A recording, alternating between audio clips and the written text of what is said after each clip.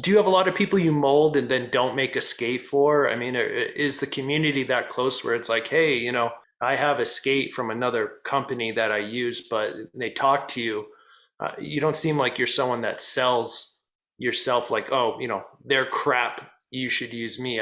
Do you consult with a lot of different people and just try to do the best thing for them, whether they use your product or not? If I'm in a position where my role, like with teams in the past, my role is to try to extract the very best out of them, regardless of what they have. And it really doesn't matter to me. And I look at whatever they're on, and I'm looking for how can I how can I minimize any weaknesses that athlete may have, and how can I maximize whatever their strengths are. So if there's tweaks or changes I can make to their equipment, or I don't really care if it's my skates or not. Yeah. Almost always something I can do to help them perform a little better. You make a zero blade. I saw a video about a zero blade. Is that something you still produce? Do you make blades yourself? I have made a lot of blades over the years. That was a project that I did with a friend in the Netherlands. I'm not making that one anymore. We still are playing with different blades, and we consult with other companies as well on what they need to do. But I guess I've tried to pare back my my responsibilities. I never went into anything, build anything just for the heck of it. If there was a need for it, then I would take a stab at it and try to do something better. And even my own skates in the very beginning, when I was building skates for myself early in my career, I always looked around to see if I could buy something instead of having to make it, because I didn't want to make it. I knew how to make it, but they were too damn hard, and I was always looking for, could I just please hand somebody some money and get a decent pair of skates, and I always came back empty-handed. So I'm like, okay, I'll do it myself. But blades falls into that category. If there's a need to fix something or make something better, I'll do it. If there's not, I would much rather just hand somebody money and have them hand me back a pair of blades. I'm sure you've ran into people that are like, I can make a better skate. And I'm sure you're like, do it then. I dare you to, because there's a lot to it. I it's remember it's really difficult. I get a lot of bad business advice on a regular basis. I grew up playing ice hockey, and just I have wide feet like triple E, so I had to have custom skates, like, or whatever, just like specialty skates growing up, and it just added cost to Mhm. hockey, which is already expensive. But I heard the blades now they're making them with a bend in it already in it, because the skate techs, the skaters will put bend in it. There's a whole world, around skate blades. But and Eric Heiden said that he was always trying to keep his blade straight, so it's kind of like a weird reality. Has the boot changed even in the 10 and 20 years? A straight blade, now you want it bent, and now they're actually making blades pre-bent. Is there anything happening in boot manufacturing, or has that pre-bent blade affected what you do? The bending of the blades goes back almost over 25 years ago, and was discovered kind of by accident, like you're describing. We used to spend a lot of time trying to make a meticulously like straight blade. And a friend of mine who became world champion in Canada got a new pair of blades, and went about making them straight because he was really, really happy on his old blades. He skated on them, they felt terrible. Went back on his old blades, they felt great. And then he took a much closer look at his old blades and saw that the manufacturing process of the blades at the time, they were steel tubes like old hockey skates. And the way that they were stamped out, they had a natural little arc to them. And so he took his brand new pair, and that he had just straightened, and put a little bit of bend back into them. And it was like, all of a sudden, and realized like, okay, that feels better. And so all of us at the time started to very crudely put kinks in our blade, so they turned better. And literally in a door jam at a hotel, just cranking and leaning on a blade. And there was no other refinement at the time. Tools didn't exist yet to measure the radius and the bend, those arcs. Eventually I became frustrated, so I made tools out of necessity. I made tools to measure those arcs so you could more finely coordinate what you were doing. And that's that little triangle thing you'll put on, and you're kind of looking at the Yes. arc. Okay. Yeah. Yeah, so that will give you extremely precise numbers. So over the past 20 years, Gauge. the gauge, the rock or radius numbers that we use for the curvature of your blade and the Yep. bend, they work hand in hand to describe a footprint on the ice, if you will. Minute changes in either of those two curves affect how well you glide and how well you turn. And so each skater, dependent on their height, their weight, their technique, their speed, will play very slightly with those shapes. And it's a bit like tuning suspension on a race car. And you're Sure. gonna make a little minor adjustments dependent on the ice conditions or the brand of the blade. Maybe they're a little stiffer, a little softer. They've got different responsive characteristics. So you will change those two parameters. Do they affect each other? And is there some ratio that most skaters are trying to play with? It's the window has gradually closed. There was a wider range of acceptable tuning, but now it's gotten narrower and narrower as the speeds have escalated, and we're sort of at the outer limits of how flat you can go on a blade and still maneuver it and turn it at the speeds that they're going. As the blades have gotten more refined and the speeds have gotten higher, ironically, they're skating with less bend and flatter blades because they don't need it, and they're able to carry their speed better and skate faster over the longer 1,000 meters, 1,500 meters in short track. And even in long track, they bend their blades and have been for quite a while too, for the speeds that they're going at. Who was that Canadian skater? His name was Louis Grenier. So everyone around was like, no wonder I'm not skating fast. And they're just cranking on their blade. The people didn't want to believe it, that could work. There was definitely some headbutting at the time outside of Canada. This is in Quebec City at the time, that didn't want to believe that could possibly be true. And this is perhaps a decade or more before shaped skis, curved skis, parabolic skis became a thing. So, I mean, that too drastically completely changed the sport. What's the difference between a short track and a long track skate? Is it other than the setup of the blade, one's fixed, one has the clap mechanism? Is there any big difference between the actual boot? The boot is built quite a bit different. I think in the beginning they were virtually the same. I mean, back in Eric Heiden's day, the only difference between a short track boot and a long track boot was just the height. Maybe it would be an inch taller boot, lace them up a little bit higher, but there was nothing substantial on the sides of the boot, the counters, we would call it, around your ankles. There was no stiffness there, nothing. Slowly, skaters started to put fiberglass on the inside of their boots to make them a little bit stiffer, both for long track and for short track. And that sort of predates composite boot that it would eventually become. And that was at the beginning of my skating career. That's what was common practice, was you took an older pair of boots, and if you wanted them to fit better or be stiff or have more support, you put some new counters or a fiberglass on the inside. And my thinking was at the time, well, instead of putting fiberglass or composite inside the boot, what if I make the whole boot out of that, softer leather to that, instead of the other way around? Did you have anyone be like, you're an idiot, you don't know what you're talking about?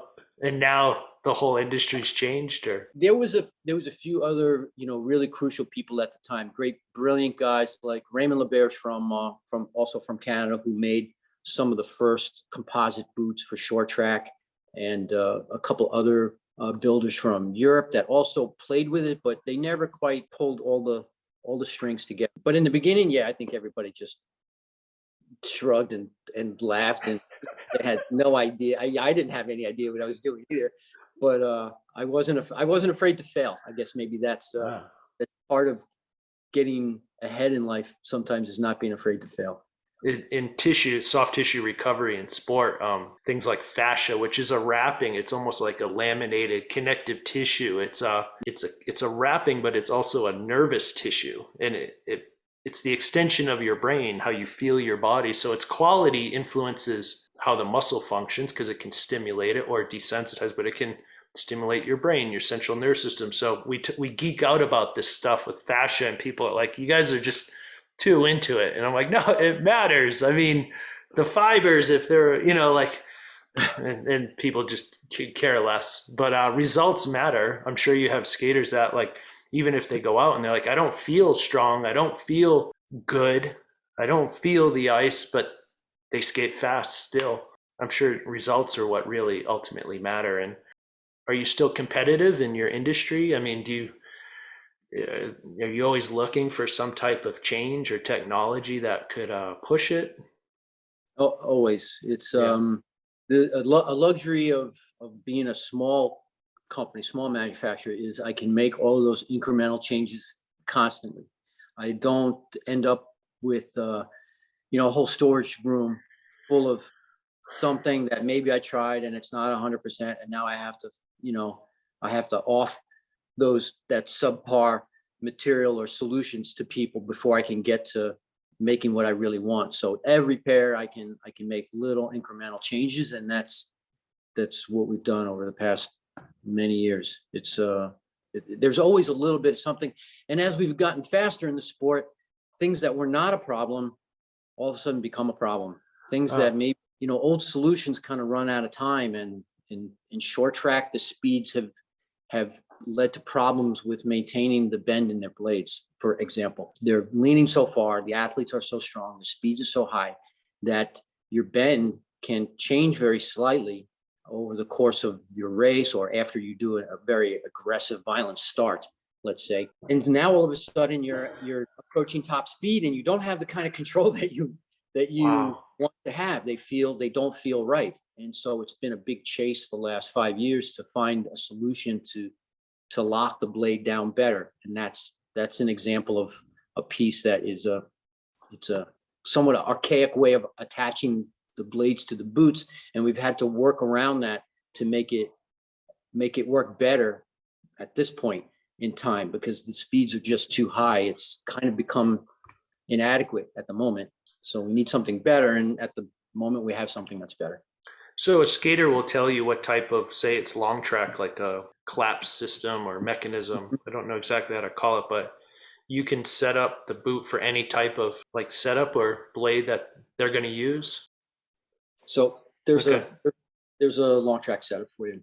Like Yep.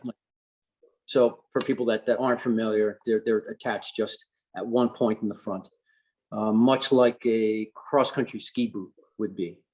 This was an enormous change. If you could imagine, if you ski, and if you cross country ski, imagine trying to ski in a downhill binding.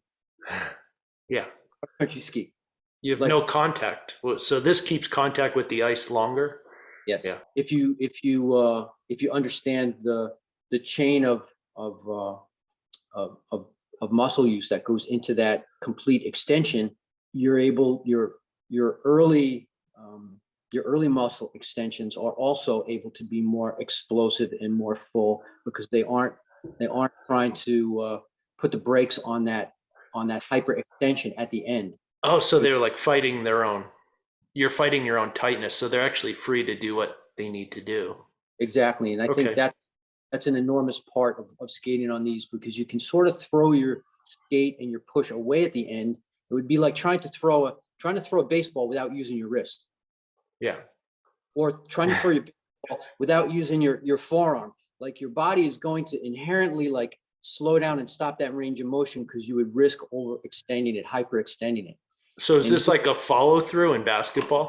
yes, You yes, can actually like let the energy roll all the way out. So exactly. when did that happen? When did they move away from a fixed blade? It was first in use in the '98 Olympic Games in Nagano, Japan, but it's perhaps a 100-year-old patent.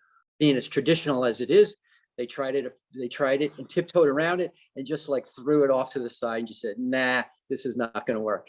And it was through several processes of reintroducing it back into the sport and going away and coming back, and finally in '96, '97, a small group of juniors in the Netherlands were tasked with, okay, you guys are going to test this out because the big guys, they're going to just throw this in the garbage. They're not They're even not going going to change their equipment that to, drastically. no. I've heard, I won't say names, but a famous skater at that time, senior skater who had a pair of claps, given a pair of clap skates like this, and literally just took them home, broke them, handed them back, and said, "Nah, these aren't going to work. They're not even. Oh, There's no work for us." And today, regrets that, because he could have been at ahead of the curve. So these juniors got on him, and in the span of a year, they were going faster. And that was all the carrot that was needed for people to make that change. So by 98, everybody was on claps. Can you explain, can you hold it up and point out some things to me? I have a list of, we have the boot, the Right. blades. I guess separately you have a blade gauge that we talk. What are blade plugs? Blade plugs might be if they're talking about just on the front and rear. Yeah, what, and then you have the spring is in the front there. That's what's actually, Right. There's a spring here. yeah, and you sell that, you sell all these different things. So you have your own setup for the This, hinging mechanism? yes, this is our own blade. There's a lot of proprietary technology in developing these and laser welding this piece of steel onto this tube. Is that aluminum tube or is that a steel tube? This is a steel tube.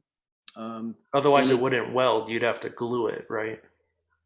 right, and there's a big difference between short track blades have been now for 25 years or more all aluminum, because they're stiffer. They were able to make stiffer, lighter blades out of aluminum, so they've have adhered to that in short track. But in long track, they've been steel, and for a brief period when claps first came out, they were aluminum.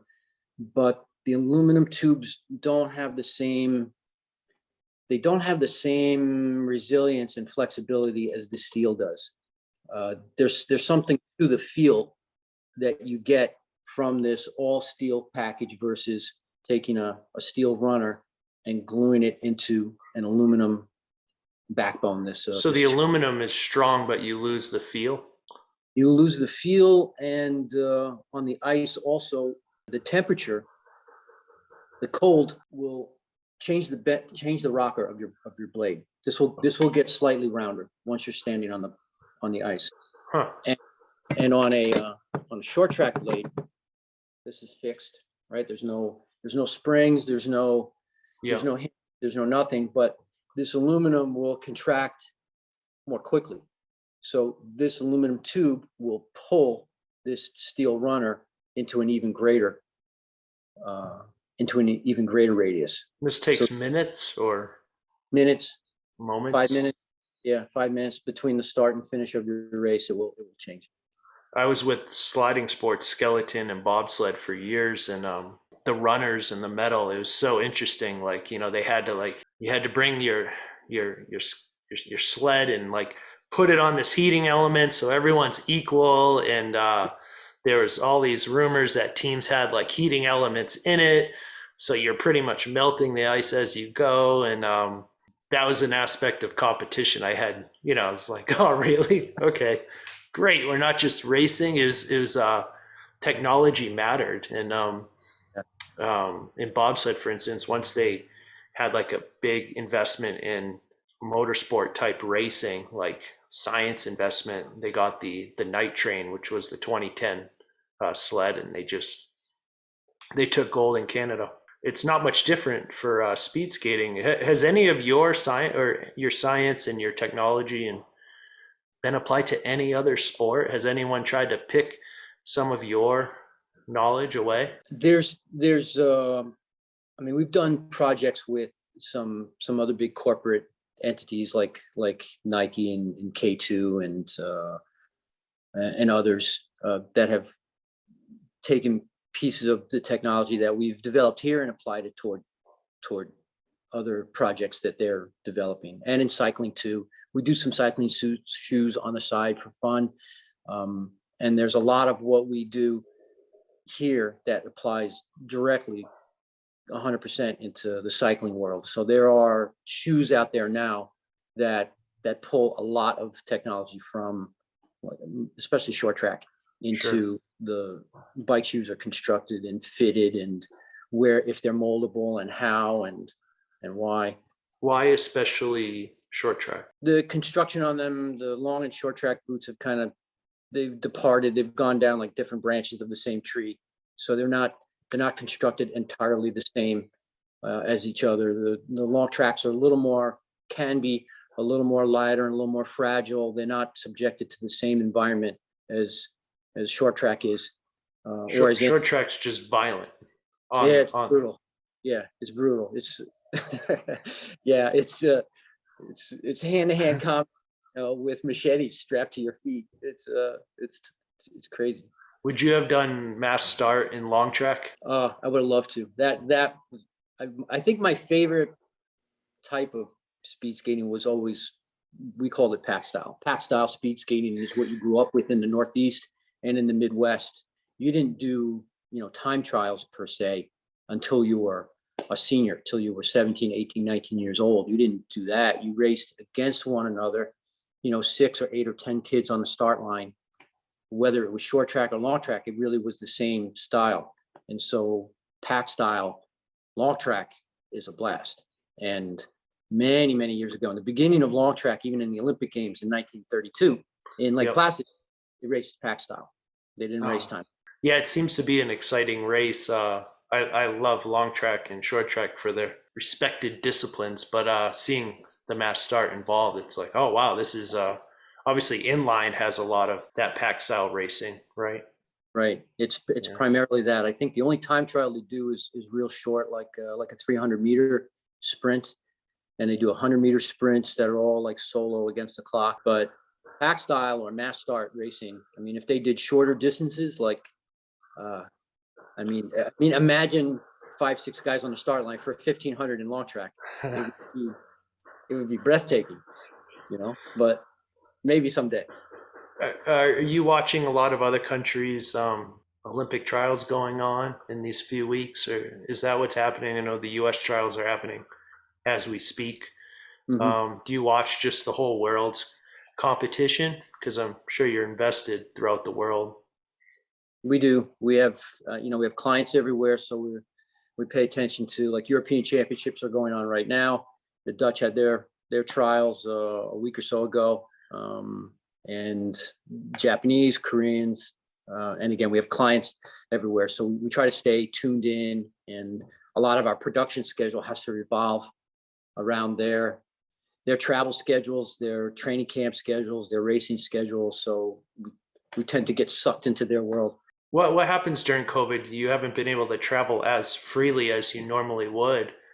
Have people had to mold themselves and send it to you? Is that a thing? Or have you been able to get enough access to skaters? And We don't take molds from any outside sources because I can't guarantee that it's done properly. sure. I compare it to mailing someone a tape measure for their $5,000 custom suit and tell them to measure themselves. That's a horrible question.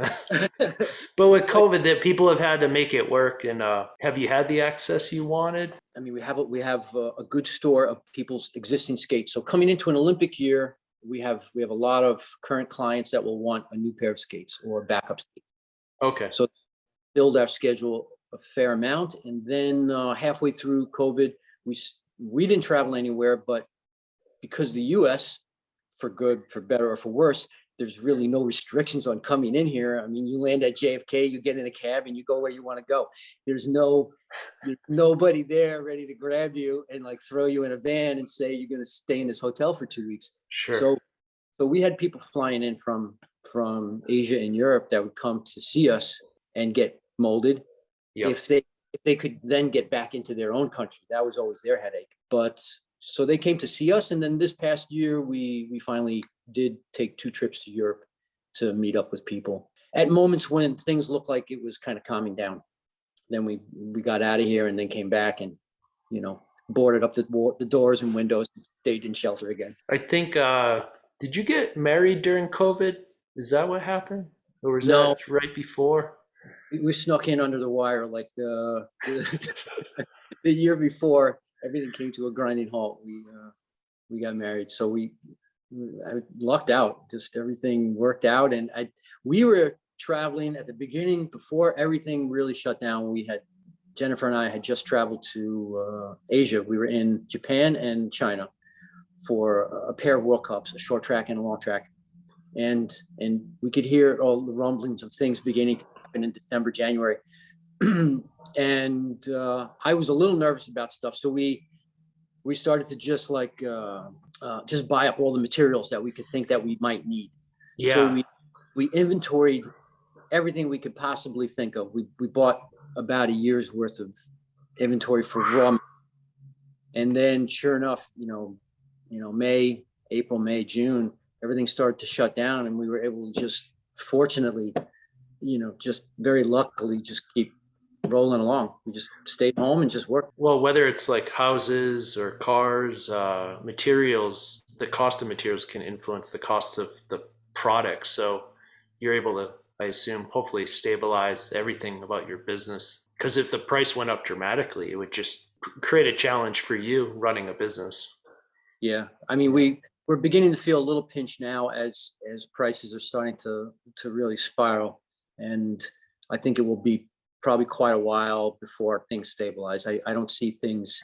I don't see inflation and things like that are going to be with us for a while, and then maybe in a year or more, year or 2 years, it will probably stabilize. But at the moment, our prices have had to creep up, and our materials have had to.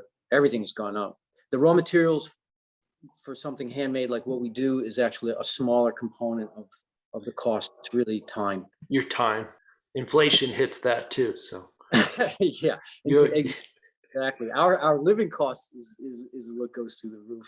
Material cost, yeah, it goes up, but just the price to stay alive goes up. What can you tell me about your wife? Obviously she's the second person involved in what you do. I've been around her. I don't expect her to know me, but I think I've been around her like a handful of times. She's very quiet, or at least what I know of her. And you wouldn't be able to do what you do without her, I assume, right? Or not to the level that you're doing it. What's her role with the company and into what you do and what you build? She's been phenomenal in the business, in the shop. I mean, she didn't have any prior training in doing this, but then neither did I. So I guess my plan in the beginning is to teach someone, much like I would teach somebody skating that doesn't have any prior experience, and there's some building blocks to go through, but she's got a tremendous aptitude for this type of